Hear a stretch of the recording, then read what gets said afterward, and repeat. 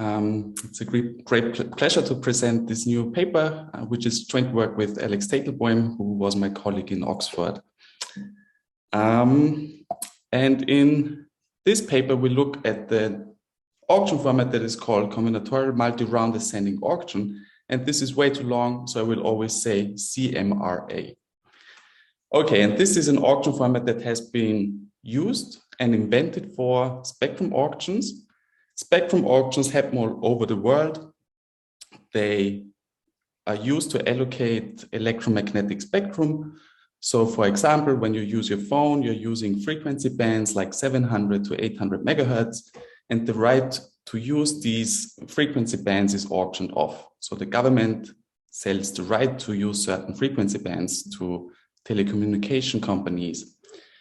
And these spectrum auctions happen about every 3 to 5 years, so in infrequent periods, and they often generate billions of revenue, and they shape the telecommunications industry. And because of the importance of this industry for the overall economy, the main objective in these auctions is efficiency. And efficiency means that we want to put spectrum into the hands of those who value it the most.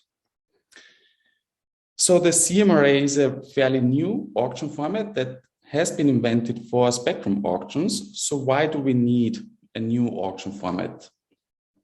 So let's look at a brief history of spectrum auction design. So one of the first spectrum auctions used what is called the simultaneous multi-round ascending auction. And you can think of this auction as being many ascending auctions that are run simultaneously, many English auctions, so these auctions that get used by Sotheby's and Christie's for selling art. And this auction format works well when the goods are substitutes. And it works well in the sense that truthful bidding leads to the efficient allocation. The problem is truthful bidding is not an equilibrium, but we nevertheless still use this auction format because, we think that the outcomes are close enough to efficient, at least in many cases. The problem is really that the auction format works badly when the goods are complements. So when the goods are complements, then truthful bidding may not lead to the efficient allocation. And bidders have a difficult task because they face what is called the exposure problem. And that means that they face the risk of winning only the right shoe instead of the pair of the left and the right shoe. And spectrum licenses can indeed be complements. And for example, they can be complements because the licenses are regional licenses and they want to aggregate the licenses across the nation so that they get really a nationwide footprint, or that the auction allocates frequencies with low and high bandwidth and the bidders want to aggregate these low and high bandwidths. So the solution then is to use a combinatorial format, and this means that bidders can bid on entire packages of items, of blocks, of frequency blocks, and this eliminates, for example, the exposure problem. And the second thing to do is to use nonlinear prices to clear the market, right? And this speaks to the first bullet point, that truthful bidding may not lead to the efficient allocation. So it can be the case that there's no set of linear prices that clears the market, but if we introduce nonlinear prices, then we can clear the market. So as a response to these issues, the combinatorial clock auction was invented and used. And you can think of the CCA as a combinatorial version of the SMRA and a one-shot auction at the end of the SMRA phase. Okay, so we have linear prices during the clock phase, during this SMRA phase. And then because of the complements, it can be the case that there are still unsold lots. And we would sell these, at least this is the idea of the auction, we would sell these in a one-shot auction after the clock phase. So we introduced these nonlinear prices in a single phase at the end of the clock. And this auction format was used, for example, in many auctions that allocated 4G licenses in Canada, in the UK, in Austria, in Ireland, and other countries. And indeed, truthful bidding is an equilibrium in these auctions. The problem is that there are also many other equilibria, and these equilibria can be spiteful. And by this, I mean that bidders can exploit the possibilities that they have to raise other bidders' payments. And these opportunities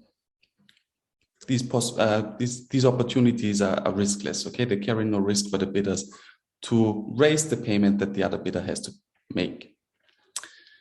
And then Martin Jansen and I have a paper in which we show that under some conditions, there is no efficient equilibrium, so that these incentives for raising other people's payments are so strong, or that they can be exploited in a way that there are no efficient equilibria then. Okay, so enter the CMRA. That's a fairly new auction format. It was invented, or it was used for the first time in 2017. So far, it's been used 3 times in Denmark and once in Norway. And in this auction format, we again have a combinatorial version of the CMRA, but now we don't have a single seal bid phase in the end of the clock phase, but instead during each clock round, bidders can make these non-linear additional bids. So we do have a clock round, a clock phase in which there are linear prices, and we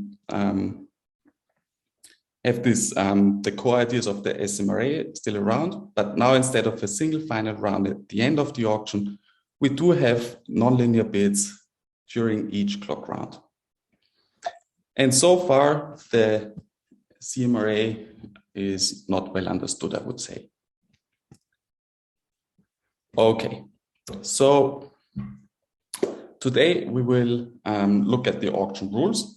Then we will try to digest them in a simple example and see what's going on in a simple example.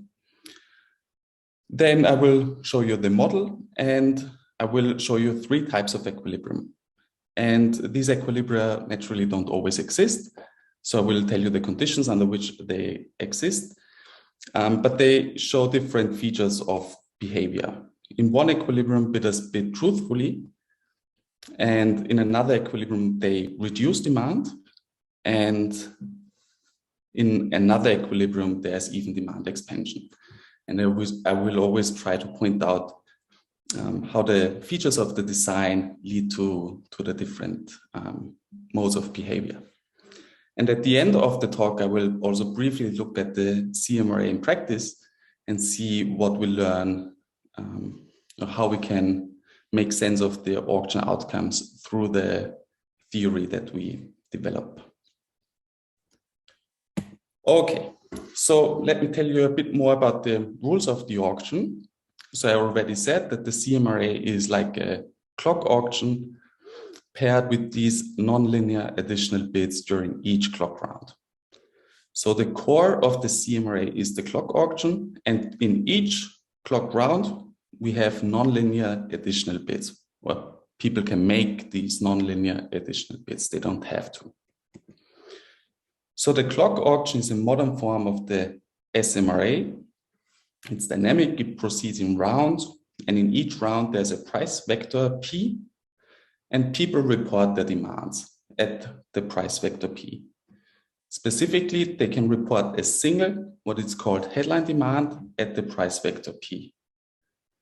And intuitively, you can think that the price is increased when there's excess demand. So when the auction doesn't end, the prices are increased. In addition to the headline demands that are priced linearly, we have the possibility of additional bids that can be non-linear. So for any package, bidders can make additional bids at the clock price P. They don't have to, they can. And the additional bids are subject to some constraints. They cannot be negative, and the bids cannot be more than P times X, so they can't be more higher than priced at clock prices. And there are more constraints, and we'll get to those on the next slide. And you can also say that for the headline demand, an additional bid is made, but this bid always needs to be priced linearly, right? So intuitively, you submit the bid function for each clock price P. And this bid function is composed of the additional bids and the headline demand. And the constraint is that the headline demand is priced linearly and the additional bids can be nonlinear, but they can't be higher than the linear upper bound. Okay, so the next part of the auction rules. So I can't see the slide, I hope. Oh, no, it's here. Okay. So again, the core of the CMRA is the clock auction. Then we have these nonlinear additional bids during each clock round. And the pricing rule is pay as bid. So bidders pay their bid whenever they win a package X. So they pay the bid they've made on package X. So when they win their headline demand, then it's clear that they pay P times X, because this is what they bid on, the headline demand. And if they win a bundle that was not their headline demand, then they win the additional bid. Then there's an activity rule in place. And so far, what is called relative cap has been used. And this is basically a revealed preference constraint. And then the final ingredient of the auction is the closing rule. And the closing rule is such that the auction ends whenever there's a revenue maximizing allocation in which exactly one bid by each bidder is accepted. Okay, and this makes sure that every bidder wins at least one bid, and that we maximize revenue, which is linked to maximizing efficiency in a way. Okay, so one important last thing to say is that because of this closing rule, you win nothing only if you bid 0 on the empty package. Okay, so by you bidding 0 on the empty package, you can be included in the revenue maximizing allocation. And if you haven't bid 0 on the empty package, then it's clear that you will win a positive amount if the auction ends.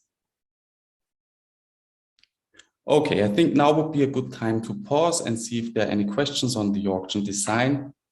And if they're not, I would continue with the example.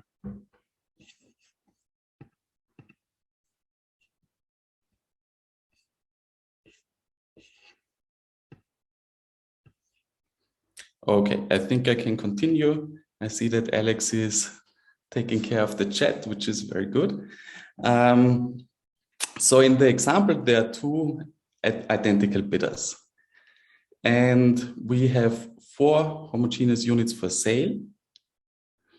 And every bidder can win at most 3 units. Or, you can also think of spectrum caps in the sense that they are allowed to win at most 3 units. And the bidders have additive values. And this means that the value for the first unit is 30. The value for 2 units is 60, and the value of winning 3 units is 90. So the marginal value is 30 for both bidders in our example. Okay, so let's first think about what truthful bidding means in the CMRA. One possible interpretation of truthful bidding is that the headline demands are positive and that you just ignore the additional bids. And this type of truthful bidding replicates bidding in the clock auction. In the clock auction, you don't have the possibility of additional bids, so only the headline demands can be truthful. And in our example, truthful bidding means that you demand 3 units when the price is less than your constant marginal value, which is 30. And then for higher prices, you demand 0 units. So if both bidders demand 3 units for prices below 30 and then drop out of the auction will end at the price of 30. And the final allocation will be inefficient. because the final allocation will be 3-0, right? One bidder will win 3 units and the other bidder will win 0 units. So there's excess supply, and this means the auction ends in an inefficient allocation. And the problem is really that what we've talked about in the introduction, that these linear prices do not elicit a willingness to pay for the first unit and for the second unit.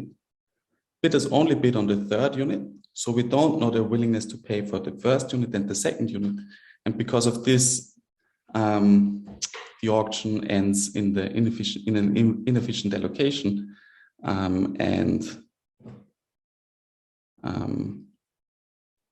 yeah, that's the problem of selling complements in a way. Problem associated with selling complements and linear prices. Okay, and the revenue in this setting then will be 90, right? One bidder wins 3 units for a price of 30. That means revenue is 90. So the outcome is as in a clock auction. Okay, so, and you know, if you think that, yeah, okay, and the second version of truthful bidding is then tailored specifically to the CMRA. And in this type of truthful bidding, both the headline demands and the additional bids are truthful. So your headline demands are as under clock truthful bidding. In our example, this means you always demand 3 units. And then you make additional bids that make you indifferent between winning the headline demand and the additional bid. Okay, let's see how this looks like. So here on the solid black line, we have the clock price. We have a single clock price that goes from 0 to 20 in this example now. And in blue, we have the headline demands. And you're demanding 3 units for any of these clock prices. And below the solid black line, we have the surplus that you get from winning 3 units at the current clock price. So let's look at the clock price of 0. Your headline demand is 3 units. The surplus that you get from winning 3 units is 90, right? 3 times 30, the marginal value. So is there any additional bid on 2 units that makes you indifferent between winning the headline demand of 3 units and the additional bid for 2 units, right? The value of winning 2 units is 60. Is there any non-negative bid that makes you indifferent between winning 2 units and 3 units? Clearly no, right? Because you would need a negative bid of 30 to be indifferent between those two, but the additional bids can only be non-negative. So you don't make any additional bids at the clock price of 0. Let's look at the clock price of 5. So here the surplus is 75 that you get from winning 3 units with the headline demand. And again, there's no way that no bid that makes it different between winning 3 units for a total payment of 15 and winning 2 units with for a non-negative bid, right? The surplus from winning 3 units is 75. The utility that you get from winning 2 units is 60. So there's no non-negative bid that makes it different. But at the clock price of 10, this changes. Now the surplus from the 3 headline demand units is 60. And 60 is also the utility that you get from winning 2 units. So if you bid 0 on 2 units, then you're indifferent between winning 2 units for free and the headline demand of 3 units. So as the clock price increases, you raise your bid on 2 units, your additional bids on 2 units, and you raise it in such a way that you're always indifferent between winning 3 units priced linearly and the additional bid. Now at the clock price of 20, you can even make an additional bid on 1 unit. And again, you look at the surplus is now 30. 30 is also the value that you get from winning a single unit. And you're indifferent between winning 3 units, each at the price of 20, and winning 1 unit for free. So this is how CMRA truthful bidding looks like in our example. Now let's see, when does the auction end? So recall, the closing rule is that the auction ends if there's a revenue maximizing allocation in which exactly 1 bid by each bidder is accepted. At the clock price of 0, we have 2 potential revenue maximizing allocations, bidder 1 winning 3 units, bidder 2 winning 3 units. But the problem of these allocations is that we accept 1 bid by 1 bidder only, right? We don't accept bids by both bidders. And this is also true for all clock prices below 10, right? Because people only demand 3 units. We have 4 units for sale, so we can't give both bidders a positive amount, right? While respecting their bids. At the clock price of 10, we do have bids on 2 units. So in principle, we could now accept bids by each bidder by giving both bidders 2 units respectively. But the problem is that this is not revenue maximizing because they bid 0 on 2 units. So revenue of giving both bidders 2 units is 0. Giving 3 units to 1 bidder leads to a revenue of 30, which is clearly revenue superior than nothing. And at the clock price of 20, we can now accept the headline demand by 1 bidder, that's on 3 units, and accept the bid, an additional bid on 1 unit for the second bidder, right? So the auction ends now at the clock price of 20 with the allocation where 1 bidder wins 3 units and the other bidder wins 1 unit. And in our example, this is efficient. Okay, so CMRA truthful bidding can restore efficiency. And in our example, CMRA truthful bidding is also an ex post equilibrium. So why is this the case? Okay, let's think about whether bidder I has an incentive to deviate. So suppose bidder I wants to deviate to winning Q units for a bid of capital DI. Then it's important to keep in mind that the headline demand of the other bidder is always for 3 units. And this is somehow the benchmark in terms of revenue that we have to beat. So let's recall the closing rule. The CMRA ends at the clock price of P if there's a revenue maximizing allocation in which exactly 1 bid by each bidder is accepted. So as I said, the benchmark in terms of revenue that we have to beat is the headline demand of the other bidder. That's a 3P. And the deviating bid then becomes winning only if it's sufficiently high. So if you win with your bid DI of X, then we also need to accept the bid of the other bidder. This bid must be for a quantity 4 minus X. And it must be revenue maximizing. So if you then reformulate the terms, you find that if you want to win a single unit, then your deviating bid needs to be at least 0. But this is already the price that you pay under CMRA truthful bidding if you win 1 unit. And if you want to deviate to winning 2 units, then the price that you have to pay or that you have to bid is at least 30. And this is again exactly the price that you have to pay under CMRA truthful bidding. So there is no incentive to deviate because the price that you have to pay is anyways, or the bid that you have to make is at least the bid that you have to make under CMRA truthful bidding. So there's no incentive to deviate. And this holds true even if you know the type of the other bidder, and this makes it an ex post equilibrium.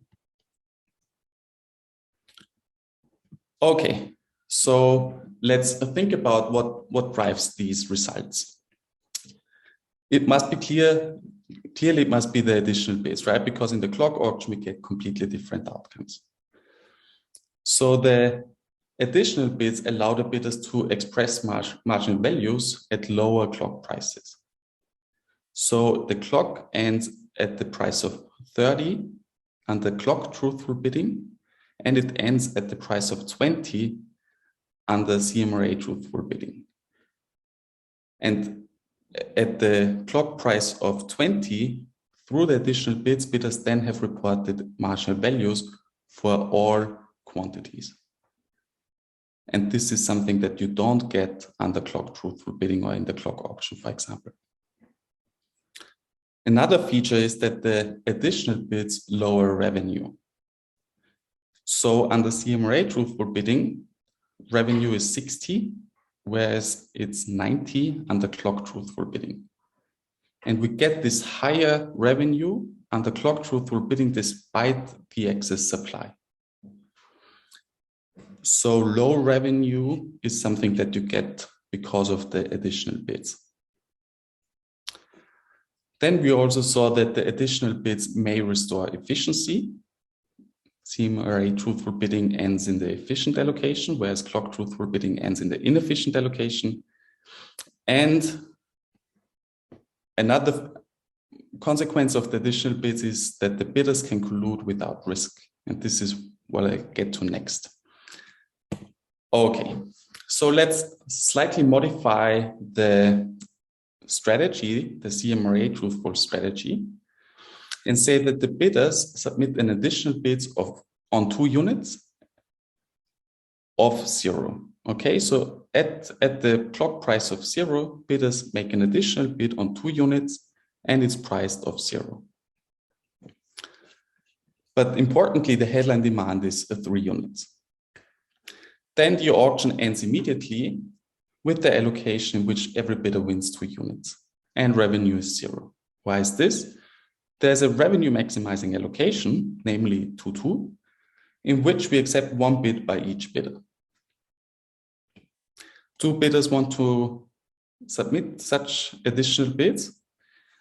Yes, if they think that the other bidder is sufficiently strong in expectation. And in our symmetric setting with complete information, this is certainly the case. So let's look at the incentives for demand reduction. The payoff from immediate demand reduction, as in this new strategy, is 60, right? You win 2 units for free, which gives you a utility of 60. And the payoff from CMRA truthful bidding was 30. So clearly you prefer to reduce demand. And because the allocation doesn't depend on the bidders' types now, it is usually inefficient. Okay, so now would be again a good point to see if there are any questions. Otherwise, I continue with the model. Will you talk more about collusion? Or okay, it's okay. You will show the model. Okay, because I have a question to collusion. Yes. So what? Yeah. In your model, or in the example that you showed us, that the valuation is solely defined through the bidder's valuation, right? And you have this other paper that also considers what's going on in the aftermarket for telecommunication. And I think this problem with the CMRA has been known, that it's kind of riskless collusion. And one counter argument used to be is that if the industry can agree that this is kind of an allocation that they are willing to accept, then there is a good chance that it's efficient. And if there would be kind of a nice way to show it in a model, I think that would be really interesting. So, yeah, thanks.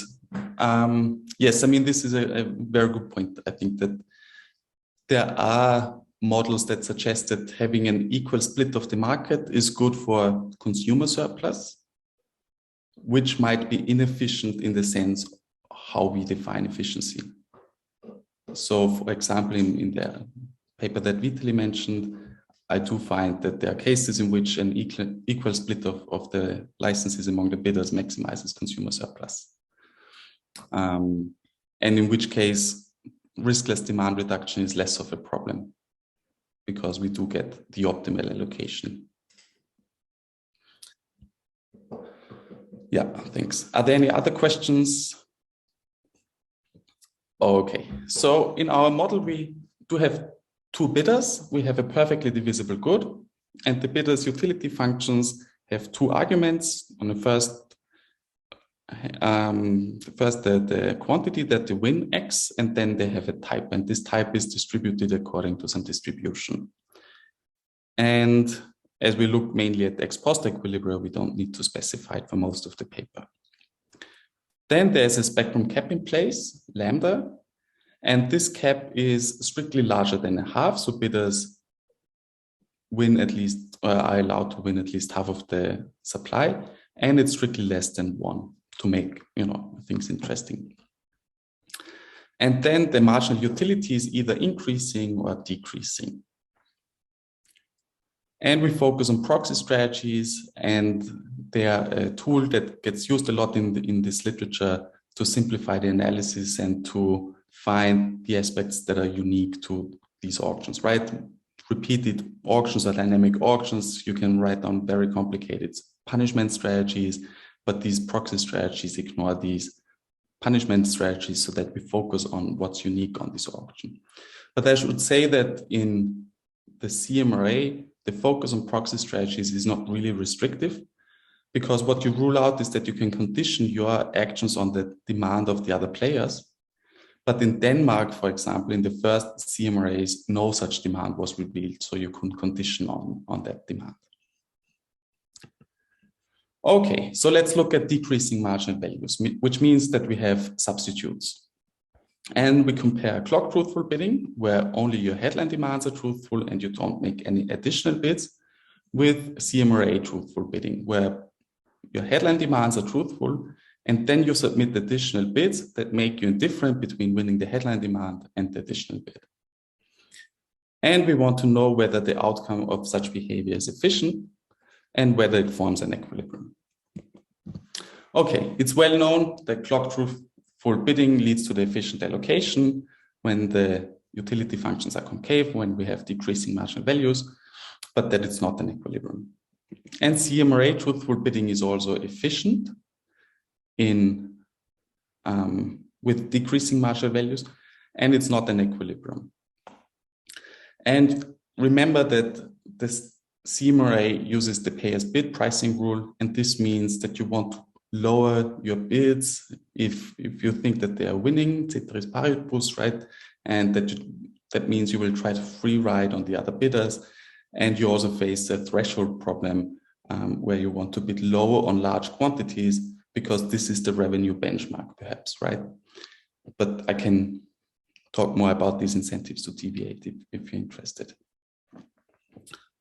So let's see how CMRA truthful bidding would look like in this model.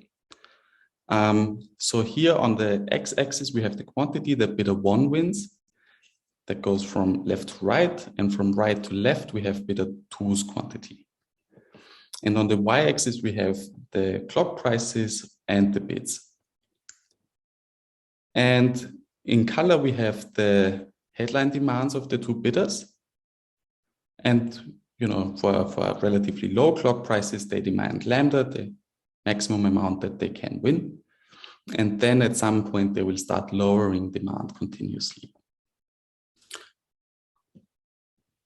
So under clock truthful bidding, the clock ends at clock price P star in the efficient allocation. With additional bids, we do get additional parts of the bidding function, and this is what I meant by they can report true marginal values at lower clock prices. Because at this price P1, for example, bidder 1, the blue bidder, bids on all these shares true marginal value.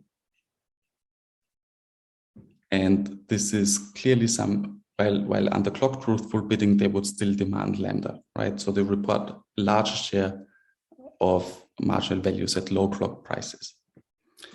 On the right-hand side, we draw revenue, and revenue, and we see that the revenue maximizing allocation is still at lambda, right? And there is no allocation which we accept 1 bid by each bidder. Then as we increase the clock price, we start to get an overlap of the two bidding functions. So the solid line on the right-hand side is then a set of allocations in which we accept 1 bid by each bidder. Problem is, these are not revenue maximizing because assigning everything to 1 bidder leads to a far higher revenue.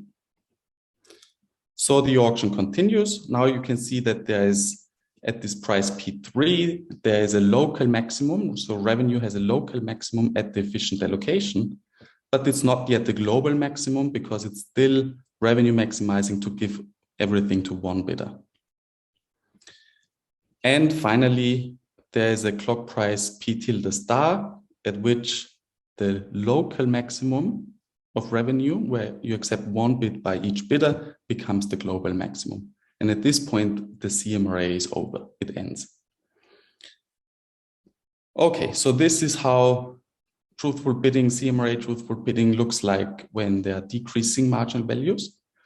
So one word about the incentives to deviate. For example, you want to lower your demand on lambda so that the auction ends faster, right? So this is one possible deviation that you have.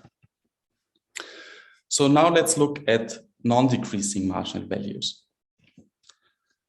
Again, we compare clock truthful and CMRA truthful bidding, and it's well known that clock truthful bidding is inefficient and that it's not an equilibrium. So one possible deviation that low types have is that low types know that they won't win lambda. So they will demand 1 minus lambda right at the beginning of the clock auction. And this makes it not an equilibrium, for example. CMRA truthful does lead to the efficient allocation. And we also show that CMRA truthful bidding is an ex post equilibrium. Okay, so how does bidding look like? Now the headline demands are always lambda, and then at some point you drop demand to 0. The additional bids now allow you to express a willingness to pay for quantities that are less than lambda. So we again have low prices, clock prices in which we can't accept 2 bids by every bidder.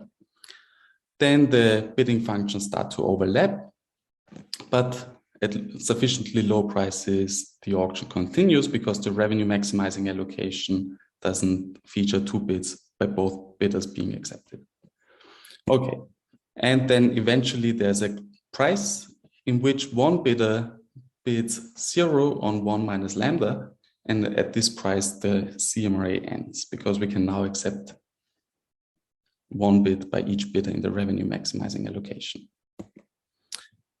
Okay, so why is CMRA truthful bidding an ex post equilibrium? So the first reason is that this deviation that we talked about in the clock auction, that low types want to win 1 minus lambda at low clock prices, this is not necessary anymore because low types know that they can win 1 minus lambda at high clock prices through an additional bid of 0 on 1 minus lambda. So this incentive to reduce demand is eliminated by the additional bids. And the winning bids are linked to the externality imposed on others. It turns out that the clock price that the prices you have to pay are the VCG prices, and this also eliminates the incentives to report untruthfully. Okay, then there's another strategy or another equilibrium in which the behavior from CMRA truthful bidding with complements is, reduced to the main parts. And in this strategy, your headline demand is always lambda, and you submit a single additional bid at a reasonably high clock price on 1 minus lambda, and the value of this bid is 0.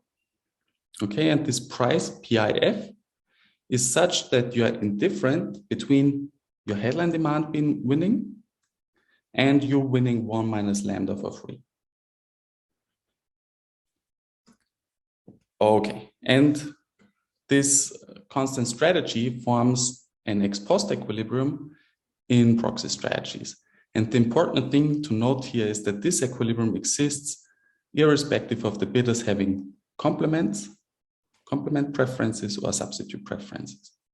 So irrespective of the marginal values being increasing or decreasing, this equilibrium exists.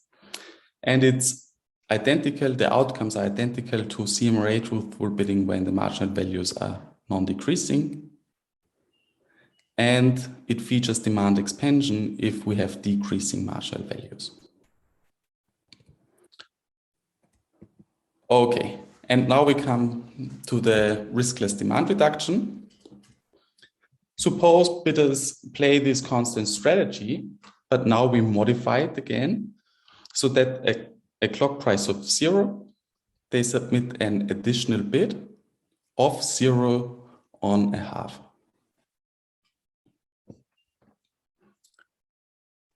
So at the clock price of 0, the auction ends now with the allocation which every bidder wins a half of the supply. Auction revenue is 0. And it's important to note that this demand reduction is riskless because the headline demand is still as high as possible, right? The bidders don't give up any eligibility, they don't give up any demand. The demand reduction works only through this additional bid on a half, which is priced at 0. And this is, in a way, great news for the bidders. The auctioneer might be worried about the low revenue. And, in contrast, demand reduction is risky in the clock auction. In the clock auction, you have to reduce your headline demand if you want to reduce demand. And then there's no way to bring it back up to a higher level. But here, you can reduce demand through the additional bids and you don't give up any eligibility. I have a question. Yes, please. Can we fix this through some kind of revealed preference pricing at the additional bids? In a sense that once I place a bid for half of the demand at 0, that at a later point I'll be constrained what I can bid on half of the demand.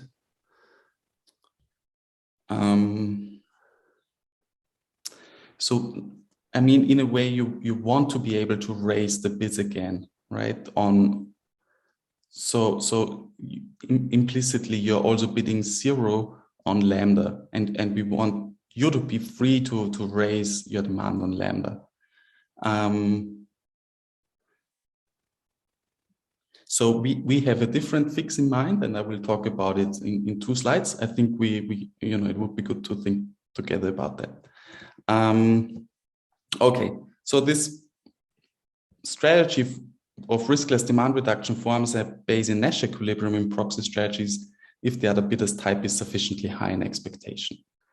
So now it's not an ex post equilibrium because if you know that the other person has a very weak type, then you don't have an incentive to reduce demand. So it's not an ex post equilibrium, it's a Bayes-Nash equilibrium. And, as always, collusion may be hard if there's no focal split of the market. So in our setting, we have 2 bidders and a perfectly divisible good. So a half is a natural focal split. But if you have 2 bidders and 3 discrete units, then it might be more difficult to split the market. It's also important to note that this type of collusion doesn't need to happen in the first round, right? In principle, at the higher clock round, bidders can make these additional bids. And if you have very convex utility functions, which means that you have strong complements, then you need a higher type in expectation to sustain collusion. So if the goods are strong complements, then you don't probably need to worry that much about this type of equilibrium. Okay, so what can we do about this riskless demand reduction? So one fix is that the additional bids must be in a neighborhood of the headline demand. Okay, so you specify a neighborhood of the headline demand. You draw a ball around this, for example, and you say that you can only bid on packages within this ball, and you make this ball larger as the auction proceeds. And doesn't need to be a symmetric ball. It can also be that you can only bid on smaller quantities than the headline demand, so that you only constrain the left-hand side of the headline demand in a way. Okay, so this fix wouldn't rule out low headline demands, and yeah, this is I think one possibility to rule out this immediate demand reduction at low clock prices. A similar, in spirit, I think a similar tweak to the auction rules was used in Norway in 2020. There they had the constraint that additional bids cannot be less than 90% of the round prices of the package. But what this rule imposes is that the bidding rules are more or less linear, right? We have this linear upper bound imposed by the clock price, and then we have the new lower bound of 90% of the round prices. But this rule doesn't rule out riskless demand reduction, for example, because you bid 100% of the round price, right? The clock price is 0, you bid a half. This is 100% of what you can bid. But the problem with this rule is that it does rule out the constant strategy. Right, it can rule out the constant strategy, but also CMRA truthful bidding in our example, in our model. So Bernhard, if you want to give your discussant a chance to discuss, would be a good time to wrap up. Yes, thanks. I'm almost at the end of my talk, so just 1 minute on how it seems that the auction has been played in practice. So we look at data from 3 Danish auctions, and there it seems that bidders have learned to use the additional bids over time, because in the first auction, it seems as if only headline demands were winning. So people didn't really use the additional bids, at least not to end the auction. In the later auctions, there is evidence that bidders' additional bids were winning. In the first auction, or in the second auction in 2019, one bidder won their spectrum cap, which is consistent with non-decreasing marginal values and the constant strategy, or CMRA truthful bidding. So non-decreasing marginal values and the CMRA truthful strategy, or the constant strategy with any type of preferences. And the auction in 2021 was more complicated, so we can't really pin down what happened, but it seems as if additional bids were winning. And overall, we find no evidence of riskless demand reduction in these auctions. Okay, so let me wrap up. The CMRA is a new auction format. It combines these linearly priced clock rounds with nonlinear additional bids during each clock round. And the additional bids can restore efficiency. They lower revenue. The additional bids also create opportunities for riskless demand reduction. And altogether, equilibria can be truthful. They can feature demand reduction, or they can feature demand expansion. Thank you very much. Thank you, Bernhard. So I would give the word to Daniel, and afterwards we'll have an additional round of questions. Okay, thank you, Talia, and thank you, Bernhard, for the talk. Thanks for inviting me to discuss this paper. So I'll make a couple of points. One of them will be perhaps based on the exposition, and the other one will be looking at your fix. So you mentioned a couple of times in the paper that the CMRA is kind of like a pay as bid auction, but in my view, I'm not sure that I agree with that intuition. And if you think about this for a single unit, we think that the pay as bid equivalent, right, of a dynamic auction is the descending auction, not the ascending auction. So what you're kind of running into second price kind of problems while you're explaining it as a pay as bid auction. Now, if you look at your proxy strategies, right, if you specify them in a way of what is your willingness to pay for a certain quantity, if demand by others falls below that, you're not actually paying your full bid. So in that sense, I'm not sure it's helpful. Like in a trivial sense, yes, if the clock stops, you are paying the clock price. But in my view, that this isn't equivalent to having pay as bid or first price kind of incentives. And so in that sense, the kind of things you're coming up with, and also this issue of the costless demand reduction, kind of reminds me of problems we would have with, you know, other opportunity cost based pricing rules or BCG or something similar. So I wonder if, you know, it's necessary to emphasize the pay as bid intuition, because I'm not sure it's really working in this setting. What's your view? Yes, thanks a lot for this comment. Alex and I had many discussions about this because he tends to agree with you, I suppose. And I always say, no, you know, the connection between the descending auction or the Dutch auction, the first price auction, is more like an equilibrium argument. Whereas you make, you know, you specify willingness to pay in this auction in the CMRA. And the willingness to pay that you specify is P times X for the headline demand. And you've really chosen additional bid for, you know, the packages that are not your headline demand. But what you pay is always the willingness to pay that you specify. It's never less. And I think this is then really the definition of a pay as bid pricing rule, right? That you pay your bid, i.e. the willingness you pay that you specified.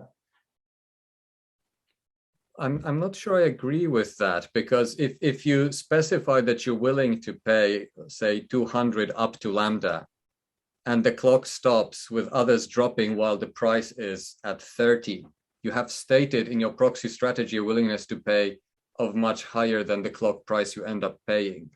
So if you're using proxy strategies which specify higher prices on quantities and the clock stops before that, you have in effect stated a willingness to pay which is higher than the price you pay. Wouldn't that be the case?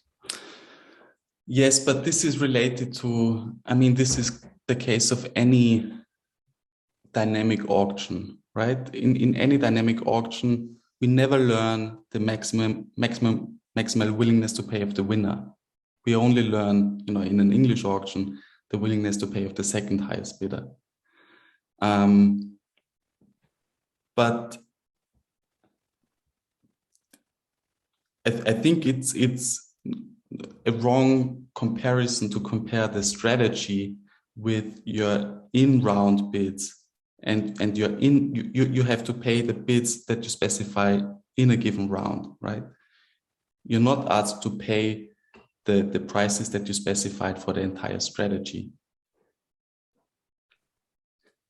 Right, but when you are looking at equilibrium proxy strategies where you're effectively deciding your willingness to pay. So I understand that it's by using proxy strategies, you get away from the fact of actually having to rebid in every round. Okay, we might agree. I think, you know, this is not the definition of, or, you know, not the interpretation of proxy strategy that I have in mind. So I see a proxy strategy as being a plan of action of how you would bid in the auction. You can think of it being, you know, a strategy where you don't condition on the demand of the other player. So I see it as a kind of a rather semantic discussion. I think everyone was clear on what the results are. So maybe we can move on to the second point. Yeah, it's not as semantic as you think, Vitaly, I think. But the three of us should definitely get into a room together and thrash this out, because as somebody who works both with Daniel and Bernhard, I'm very split on this. But yeah, and So the other comment is on your fix, which you suggested it would indeed not work in the Norwegian case because the price clock starts at 0.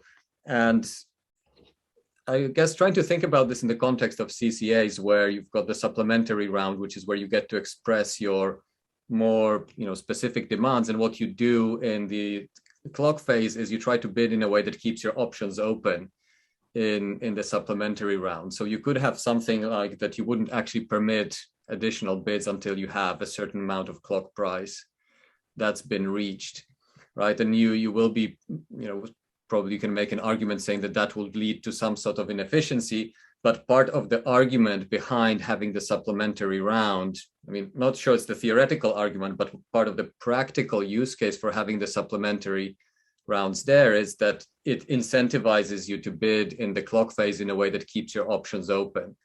And if you allow bidders to make basically these, extra bids without, as you say, without any risk, then you're opening yourself up to all kinds of problems.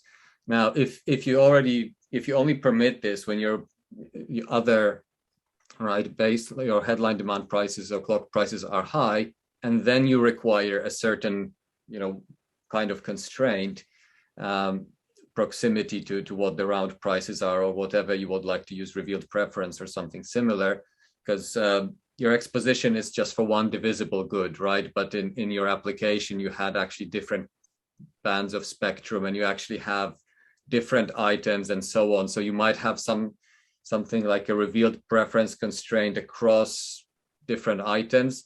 And I think the Irish auction had something similar with, they didn't just look at caps, they looked at chains of caps. So, how, if you drop eligibility over time, how you would need to adjust these things. And if you use, probably, part of the fix might be to impose some sort of thinking along those lines, that you don't permit these additional bids until there is some level where the auctioneer is confident enough that, that this is not a riskless strategy, just split the market at 0 cost. Yes, I mean, so you said that we look at the homogeneous good, whereas the applications look at heterogeneous goods. This is only partly correct, because the first CMRA that was ever used had a homogeneous good. Right. Now, the fix that you have in mind, I think, would also work, right? So the CCA has a one-shot sealed bid phase at the end of the auction.